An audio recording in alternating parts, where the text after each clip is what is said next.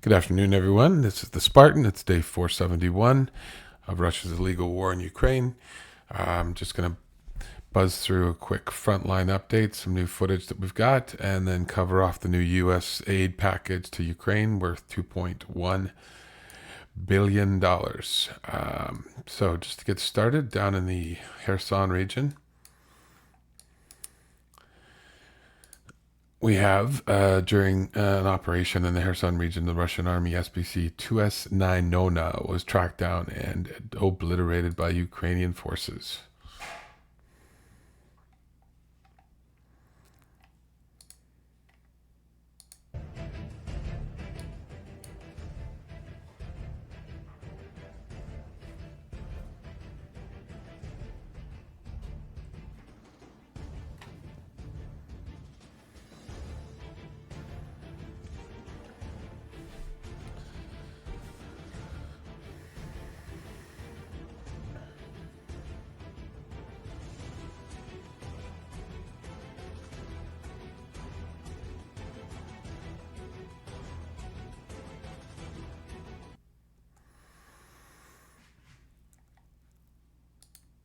Okay, nice little hit for the boys there. Okay, moving on up. We're going to go over to the Zaporizhia region. Sorry, mouse is acting a little crazy here. There we go. And Russian channels say that Ukrainian forces made gains in the Lahova today.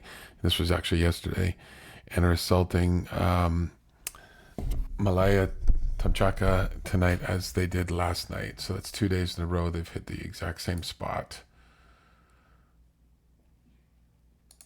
And you can see this is basically Russian sources. This is not OPSEC, and this is basically what they've laid out as the assault that's happening in their area.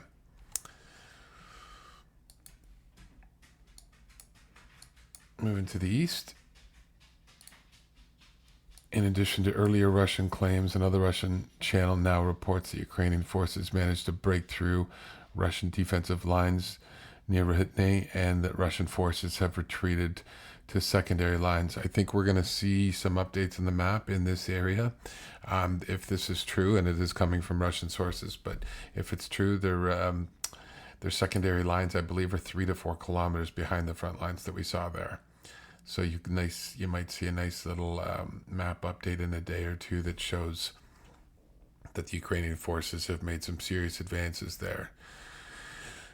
I personally believe, just like the Kharkiv offensive back in the day, that the Ukrainians are basically going to be, and they are actually hitting the Russian lines across multiple areas, multiple feints, probing, basically seeing what breaks, what gives. And I think that the Ukrainians have a large amount of reserves that will be ready to fill in through any gaps that take place, any breaks in the Russian lines.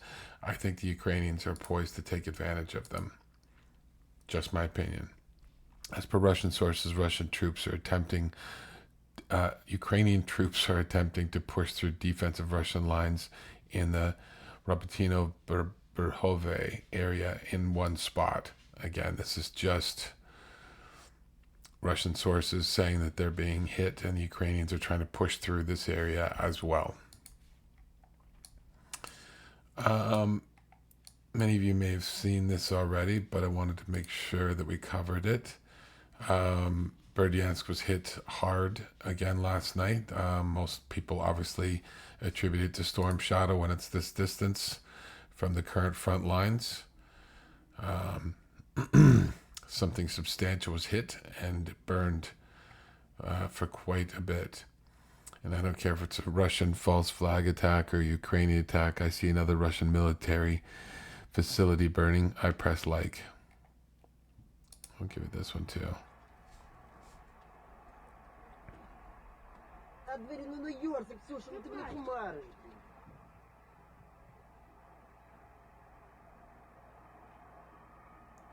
Have yet to see a confirmation of what was hit. I assume it's at the port, but you never know. Okay,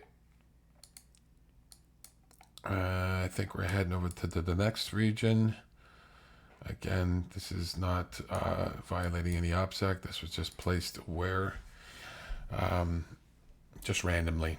A Russian BMP-2 infantry fighting vehicle with a special armored kit was taken out of action by the troops of the 22nd Mechanized Brigade in the Donetsk Oblast.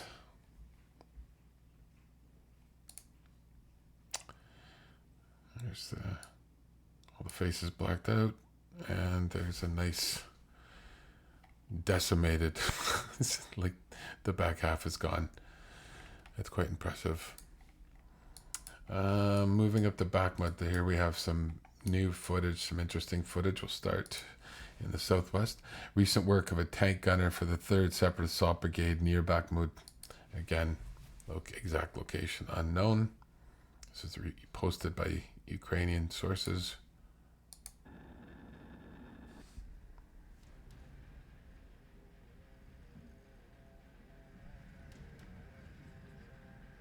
Put the thermal screen on.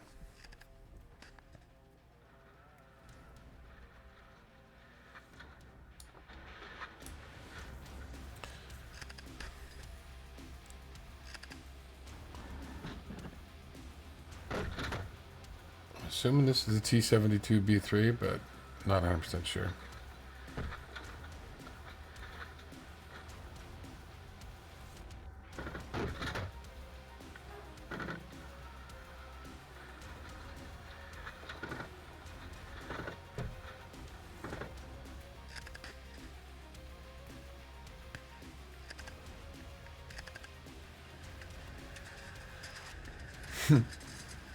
Got have the air freshener hanging in there.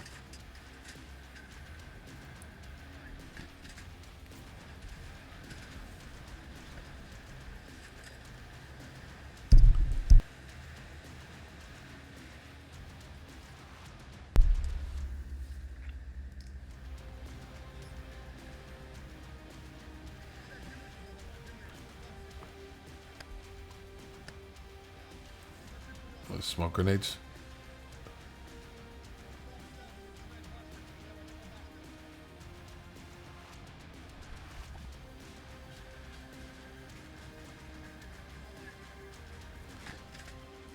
Cannot see what they're looking at on that thermal.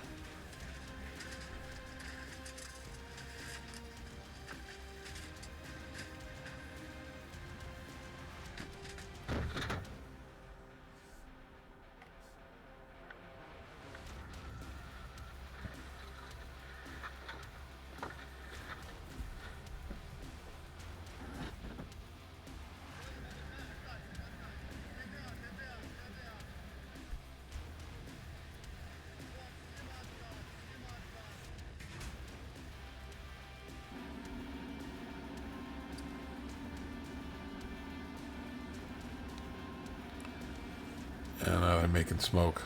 Get out of there.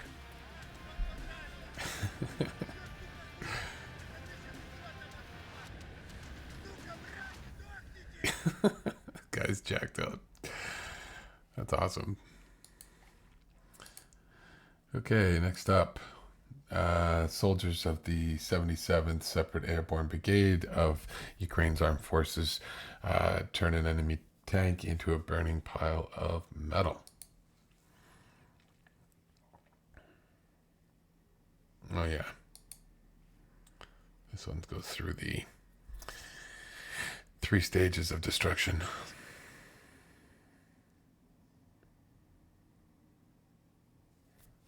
Oh, sorry.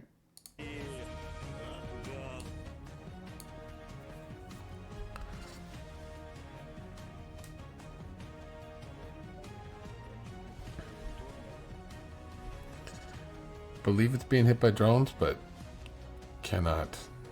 They're not showing the drone. They're not really showing any of the hits. They look small, but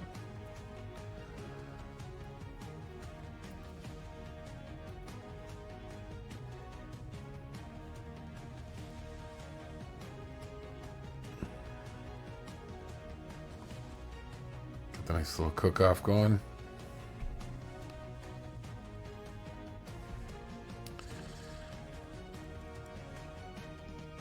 to see the last shot. It looks like it burned a little bit longer, and we got a nice little mini turret toss landed right back where it started. And that is that. One less tank to worry about. In the north, and again, I'm not placing these exactly where they may or may not be. I didn't geolocate them. It's just basically going off of roughly the Bakhmut area. Ukrainian forces storm Russian trenches north of Bakhmut. This is Radio Free Europe.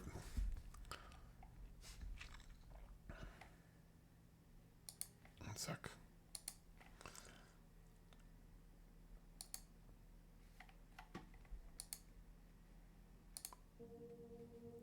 Hang on. There we go. Ukrainian forces storm Russian trenches north of Bakhmut. They used the captured Russian T-80 tank to assault enemy positions.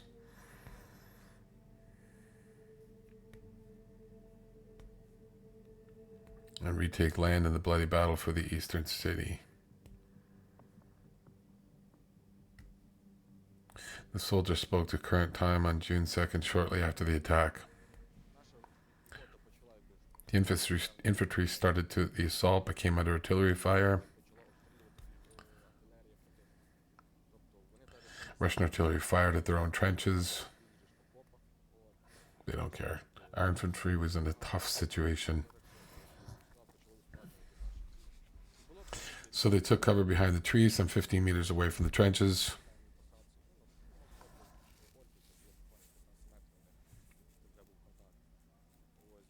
The tank approached the trenches and started firing. Just like Cyclops. I've seen this a few times. The Ukrainian tank crew fires at point-blank range. The cover proved essential during the battle. Riding on the tank looks cool, but we just didn't have an infantry fighting vehicle. 2 of our 4 IFVs had been hit, so we had to use the tank.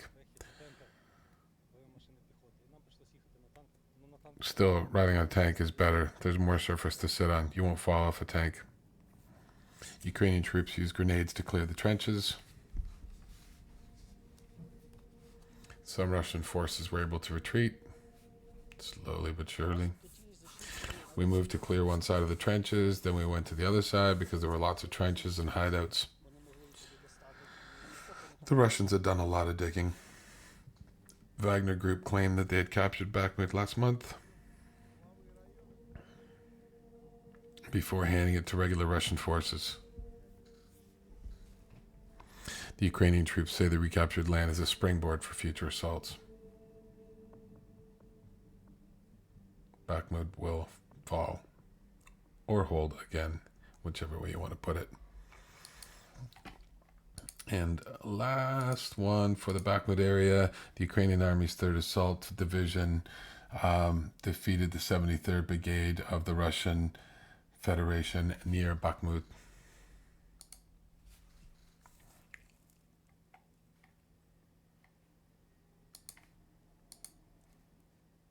I'm not sure if this is copyrighted. Probably.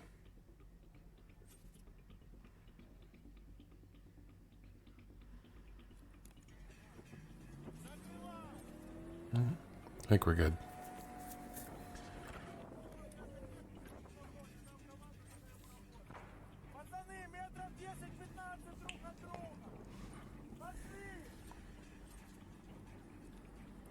Wish I had the translation for this. See the troops following along behind.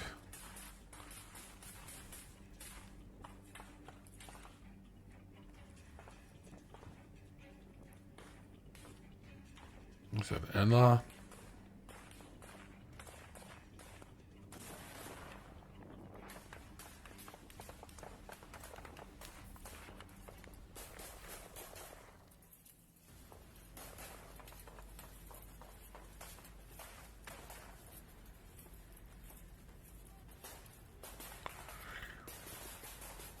It's crazy. Everybody knows that the other guys are always in these tree lines. It's the only cover you have, so you're basically fighting in a straight line. And that is thick.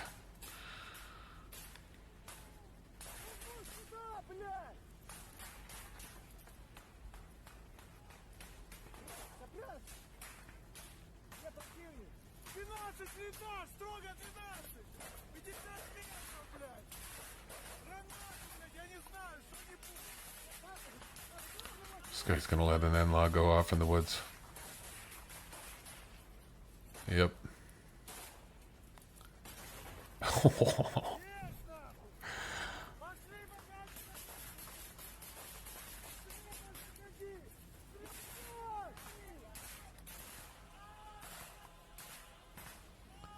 Sounds like somebody's hit.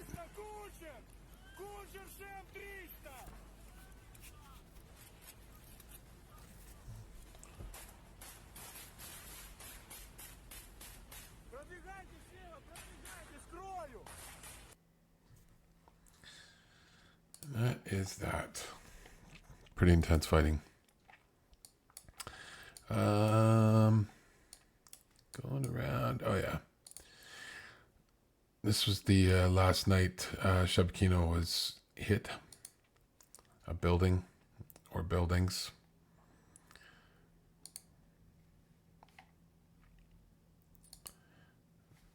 As far as I saw, no one had claimed it. And I don't think we have anything more on it at this point. No. Moving up the mystery places. Absolutely no location for these. Some of these are quite interesting.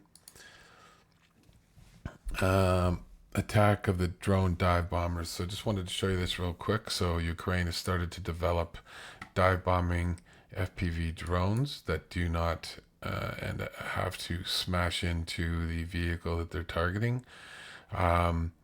This is a nice article. They're basically comparing it to the Stuka bombers of World War II, and how it's a lot easier for drone pilots to target, let's say a BMP or something like that, by diving on it, as opposed to trying to fly horizontally above it and drop drones, or basically stay perfectly still. So these new FPVs that they're developing are actually going to be diving at targets, releasing their ammunition, such as like an SPG-7, whatever, or custom-made ammunition, as you'll see. And then it'll pull up and return to base to be reused again, as opposed to always having to lose these $3,000 to $4,000 drones. I mean, hitting a $750,000 BMP or BTR or whatever with a $4,000 drone, it's a great return on investment. But at the same time, if the drone can return, even better.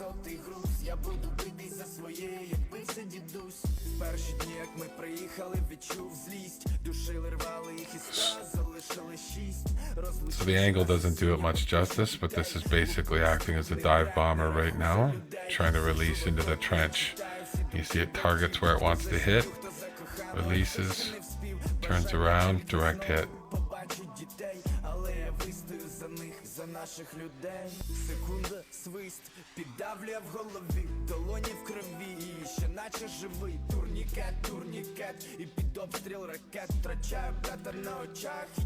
Drone technology just keeps on advancing. Literally, like every month, it seems like we have a new improvement, either in the drones, their usage, their ammunition.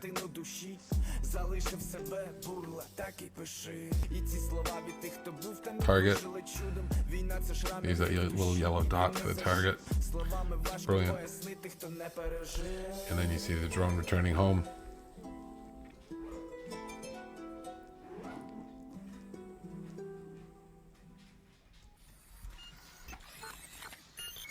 And that is that. Next up, Magyar shows off the custom-made ammunition that they've made for these drones.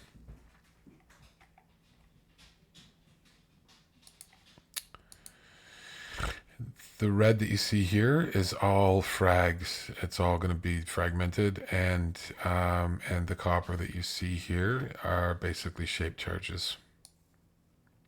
And you can see 1, 2 racing drones sitting in the rubble.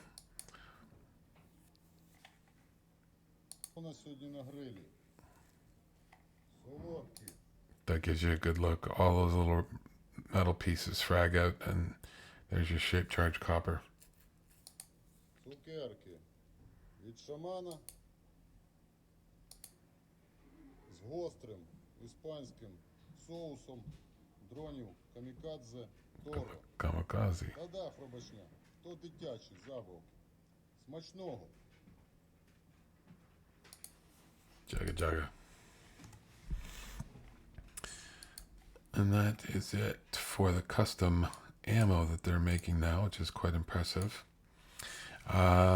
Ukrainian ZSU 23-4 Shilka fires its quad 23mm cannons.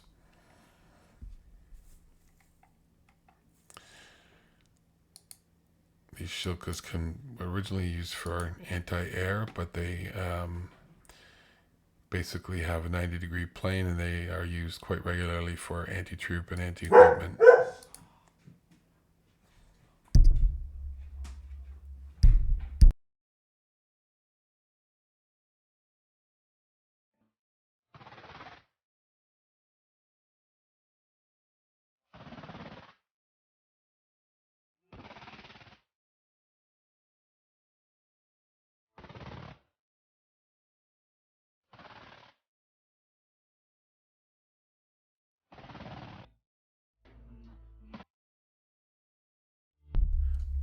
Those things kick off a lot of shell casings. Okay, next up we have Ukrainian 120mm 2S Nona self-propelled mortar system firing on the enemy.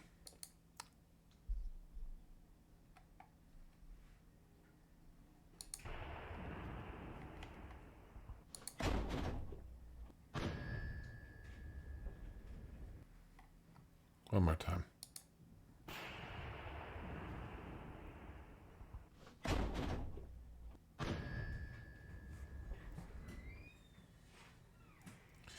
Very distinct ringing sound left after those fire.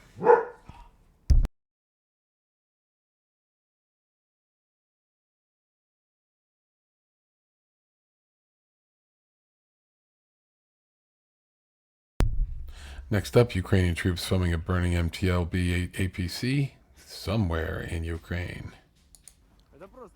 One sec. These guys laugh like they did it. Это лучшая работа на свете. Это просто пизда.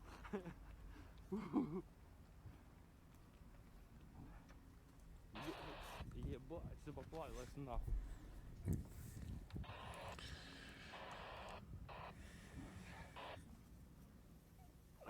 I don't think that's going to be reused anytime soon.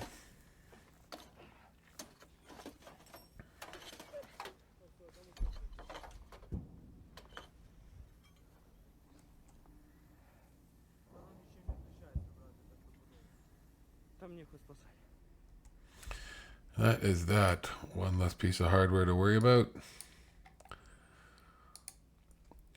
Mystery Places, Ukrainian T-72B getting some air.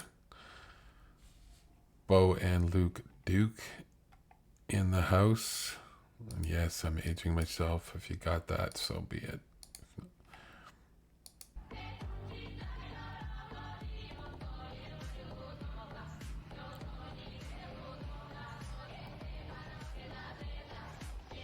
Not bad. Not bad. Not bad air at all, considering how much those things weigh. Ukrainian Armed Forces reconnaissance drone destroyed Ukrainian military equipment in undisclosed locations.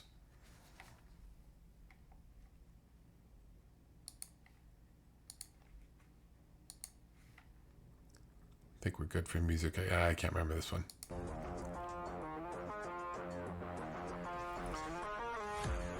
It's a bit of a banger. We'll let it go.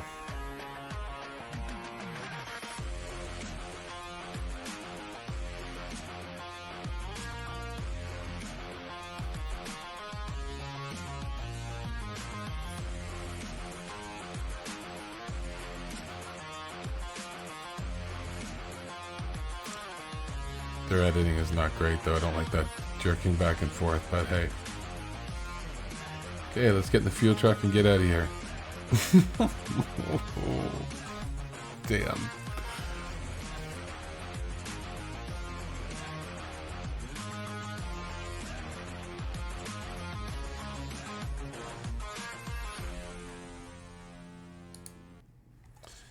That is that. That truck is gone.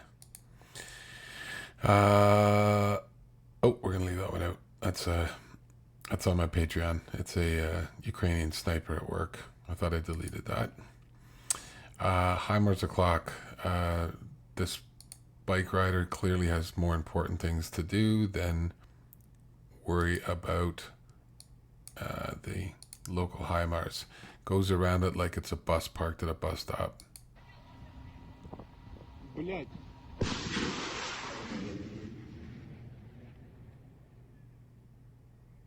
It just keeps on going like it's nothing. One more time. Блять.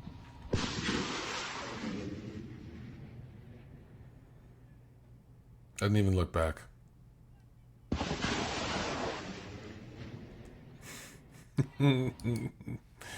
That's impressive. Okay, video recently created Ukrainian 37th Brigade showing Russian soldiers, wow, abandoning their positions, location unknown for now. I've come across numerous videos of flocks of Russians just basically taken off. Here's one. Пидоры бегут. Смотрите, пидоры бегут, нахуй. Текают пидоры. Just look at them all. Смотрите, нахуй, какая толпа. Just come out of the woodwork and all just race each other. Ебать, нахуй, урод. Смотрите с леса, сколько текает народу, нахуй. I didn't even try to count. Looks like about 25 guys. Блядь, смотрите. Maybe more.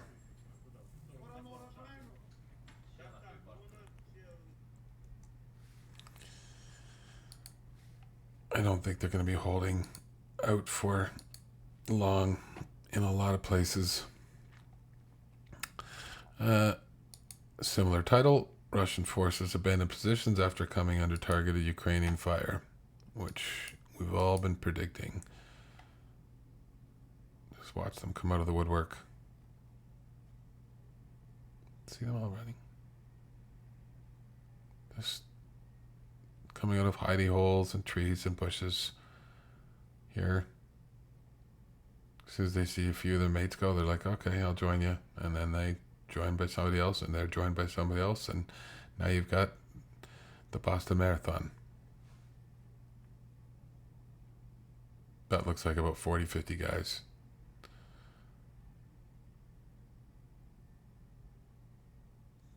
No military equipment, no helicopters, no air support, no nothing.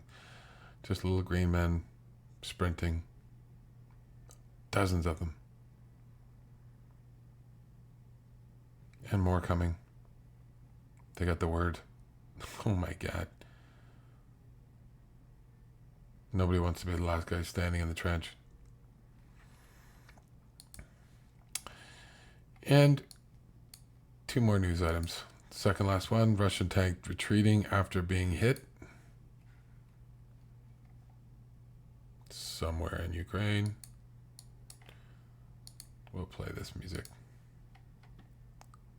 Fire, start a fire, start a fire today. Burn it, burn it, burn it, burn it, burn it all away. Fire! Fire! In the summer I like to go to the countryside, where I burn a forest down, I watch it burn with pride. I better not get copyrighted for this. It makes things so dry. Burn it, burn it, burn it, burn it, burn the countryside. So you see the engine's finally given out and the interior's full of smoke. What the heck? That wasn't me.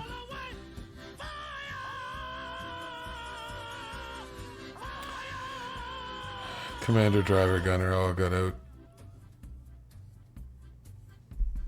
It makes me feel sad to see young people dance. They could burn the discotheque down. They've got every chance. Then they'd get themselves. Wow. And last bit of news I have for you all. The U.S. announced a new $2.1 billion security assistance package for Ukraine. Today, the Department of Defense announced the new security assistance package, underscoring the unwavering U.S. support for Ukraine. This package, which totals $2.1 billion and includes critical air defense and ammunition capabilities, is being provided under the Ukraine Security Assistance Initiative, USAI. The USAI package illustrates the continued commitments to both Ukraine's critical near-term capabilities as well as enduring capacity of Ukraine's armed forces to defend its territory and deter Russian aggression over the long term. Unlike the Presidential Drawdown Authority, which DoD has continued to leverage to deliver equipment to Ukraine from DoD stocks at a historic pace, USAI is an authority under which the United States procures capabilities from industry partners. This announcement represents the beginning of contracting process to provide additional priority capabilities to Ukraine. The capabilities in this announcement include additional munitions for Patriot air defense system, Hawk air defense system and missiles, 105 millimeter and 203 millimeter artillery rounds. 203, damn.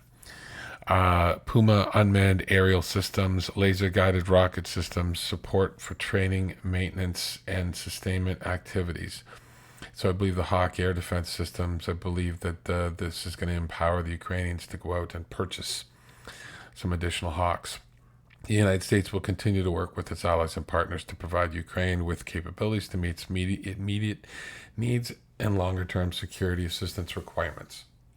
And that is your midday update for June 9th. Hope you all have a great day. We'll talk to you soon. Goodbye.